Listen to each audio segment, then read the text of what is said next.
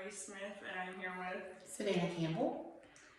And so, how would you say the Haven is funded? Yeah, so Haven is funded through a myriad of different ways.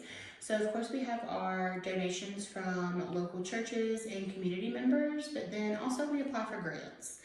So, we have state and federal grants that we've applied for. Council for Women is one of our larger funders. In North Carolina ESG, which is the Emergency Solutions Grant, we're funded through them as well. And we're funded through a grant, through a platform, Unite Us. So they also give us funding for our general operations. So, what do you guys need? What resources? On a regular basis, a lot of the times what we have to refer out for, we have a huge transportation issue with this being a rural area.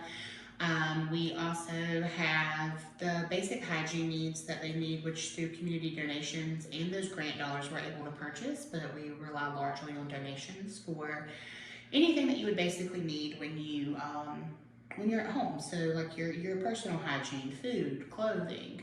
So a lot of that is donation based, and then we refer out for a lot of it as well. So we have community partners like Salvation Army, United Way, and then local thrift stores. Divine Finds on Wicker Street actually lets our clients get 3 free outfits a month. So really anything that you think you would need in a home is the same thing that some residents need in our shelter. And then how many families do you guys serve? So for the month of October, we had 32 shelter stays in total. And then we were able to help 5 families get exited to I want to say exit, but exit the shelter to stay with family and friends. And then one person was able to return home safely. And then, so that was our 32 stays for the month of October. And that's a myriad of like families and singles, single clients. So yeah, sorry. No, you're good. Who do you help? Like women, children? Yeah, it's any and everybody experiencing domestic violence or sexual assault. So our shelter, we accept everyone of all genders, and then they're just actively fleeing domestic violence or sexual assault. Why is it important that you help these people? Yeah, so a lot of the times one of the biggest factors in a domestic violence relationship is isolation. So when someone is ready to leave, 9 times out of 10, they've been isolated from their family by their abuser. So they may not have someone to go stay with, and then typically too, they may not have the means, especially with there being a housing crisis. So having a shelter, someone to stay until you can find housing on your own is a really big deal. And then we're able, through a couple of different programs, help them get access to financial resources through rapid rehousing. So that can potentially get them funding to get into a home, so it's not so much of an economic burden on them. Then what would you say is your most memorable story? Memorable client story?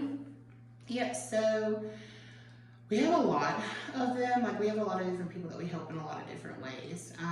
But most memorable for me would probably be, we had a family that we were able to help stay in shelter until they were able to start their visa process. So they were able to get their visa and then find housing and get into housing, and they were able, the person was able to do it on their own. That's great. How can, as a community, can we help? Yeah, so any donations, whether it's a monetary donation or if it's items. So a lot of times we get, a lot of shampoo, conditioner, toothbrush, toothpaste, but then also just self-care items like small activities. So we actually do a movie night. We try to do activities within the shelter. So like snacks for a movie night are really fun things that we've done. We've done where we give out coloring books and just like mindful task activities. So just small things like that, and then the monetary donations just help our general operations. So grant dollars are restricted for what we can and can't spend, and then donations are sometimes unrestricted, so that anything a client may need, we may be able to help fund. We actually also receive barrier buster funds through United Way. And so that helps with things like if someone needs a tire on their car, or if they need help taking a CNA class, if they don't have that funding for that, we're able to pay for it that way. So why would somebody need to come here, and like what do you guys do to help? Yeah, so someone who may be needing emergency shelter could be actively fleeing and have nowhere else to go when they're leaving their abusive relationship. So our shelter really is this safe space for them to come to if they don't have any other family support, friend support. And also what's really good about domestic violence shelters are they're either undisclosed or they have a high security system. So ours, we're a disclosed location and we have a really good security system where employees that work here have badges to buzz in, and then there's a buzzer system for our residents who stay in the shelter. And so that they may need to be in shelter because of the coercive control and danger that comes with an intimate partner relationship where there is domestic violence. So a hotel really isn't really safe. It doesn't have as much security as a domestic violence shelter would. And then how are you guys founded?